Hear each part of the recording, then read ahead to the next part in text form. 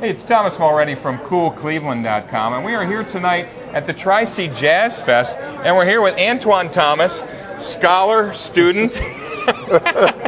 What don't you do around here? I mean, you are so engaged. Yeah, I don't know. When I figure it out, I'll let you guys know. You figured it out pretty early, didn't you? Because you came in really through the Jazz Fest to Tri-C, right? You were a musician. Yeah, out of high school. I went to Charles F. Rush High School in Lyndhurst, Ohio about 15 or 16 years ago. So right. Out of 96, out of my senior year, I was part of the Tri-C Jazz All-Stars Ensemble, Awesome. part of the Brush High School application process. So you got involved, and you had some mentors here at Tri-C right off the bat. You got involved in the program here through music. Yes, Ernie Krivda. He was one of the leads on offering me a scholarship through the Tri-C JazzFest. He saw me perform a couple times in '96, and he offered a scholarship for me to come to Tri-C. So when you first were doing, you were going to go into music. This was your full-time thing, right? This was going to be your career. Oh yeah, I lived and breathed in this very building that we're in on the second floor. Yeah. Everything. So that was my life. I didn't do anything other but play music. Right. So you stayed for a couple years here at Tri-C and took a bunch of classes, and then you sort of turned into, wanted to do a little more management, wanted to spread your wings, wanted to travel the world, right? Yeah, I didn't know what I wanted to do. I knew I wanted to do music, but I was advised by other people that saw what I was doing, and they said, hey, you want to kind of keep your hands kind of dynamic in a lot of places. So I decided to kind of stretch my wings a little bit and move from the area I was at to CSU, and I got into the music program over there, just to kind of get a different feel for things. Right. Then you made a big move, right, and decided to join the military. One of the biggest moves one can make at that point in their career. Right. And then you came back and you got into the music business and helping artists manage their careers, right? Exactly. The story of me coming back is really interesting. A good friend of mine, Maria Jacobs, a local artist here in Cleveland, she kind of introduced me to a radio broadcaster that knew a professor here by the name of John Latimer, and me and John Latimer started speaking.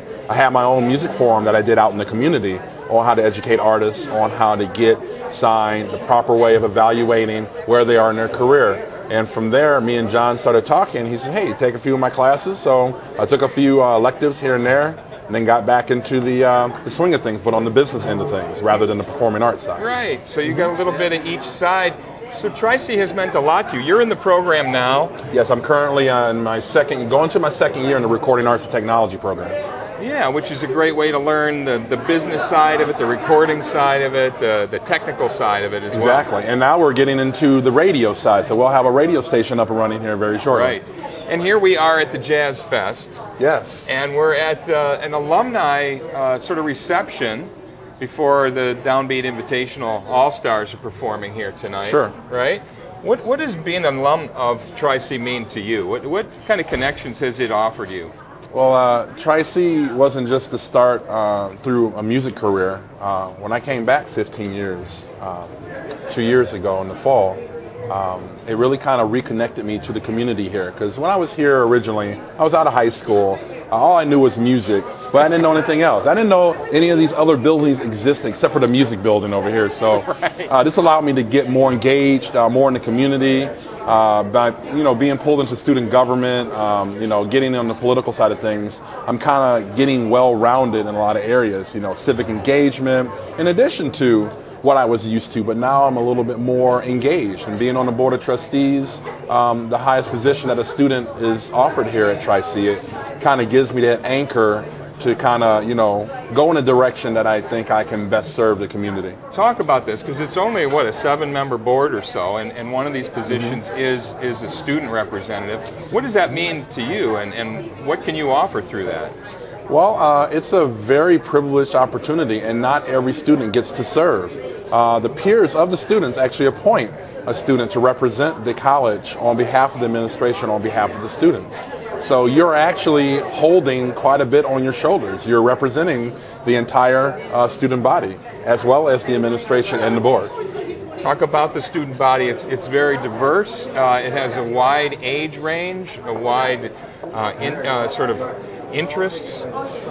Yeah, each campus has its own inherent culture. So if you're talking about the Metro campus, East, West, and our new campus, the West Shore in Westlake, Ohio, it's kind of a very, very interesting mix. So you kind of have to get a good heartbeat of not only the students that are at those campuses, but you kind of have to be that leader that kind of, takes the hand of, interacting with the administrators, interacting with the deans and the campus presidents, and kind of getting an idea of how they see the student body on their end, so that I can kind of translate that into the student. Because, Right. it's a language. Right. Students don't speak the same language as the administration, Right. so the administration has to constantly translate that. And me being the student, I have to translate both sides, the administrative side and the student side. So it makes for a very interesting mix of things. So.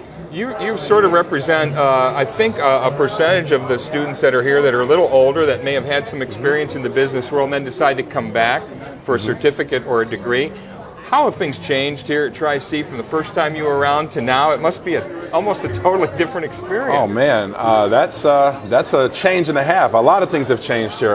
The building that I currently take classes in, the Center for Creative Arts, soon to be the Tommy LaPuma Center for Creative Arts. Right. It's a brand new building. That was not here. I could see the freeway from Woodland when I was last here. So now I've got a big building blocking my view, but it's great. Amazing facility, though. It's amazing. It's the state of the art. We even had people from LA, New York, Chicago come here and say this is one of the best facilities that we've seen in the country. It really is. With all the technology that's in there, the computers, the recording equipment, the venues, there's recording, the black box, there's oh man, stages. And basically you don't have to go anywhere else. If you have the talent, if you have the gear, we have the gear. So you bring your talent, we have the gear, we can produce anything from video, audio, any type of production right in that building. It's quite remarkable, it really is. Talk about the alumni program. It's just getting started here, really, at Tri-C. But what do you think it's going to offer to people that go through here? There's been thousands of students that have come through Tri-C.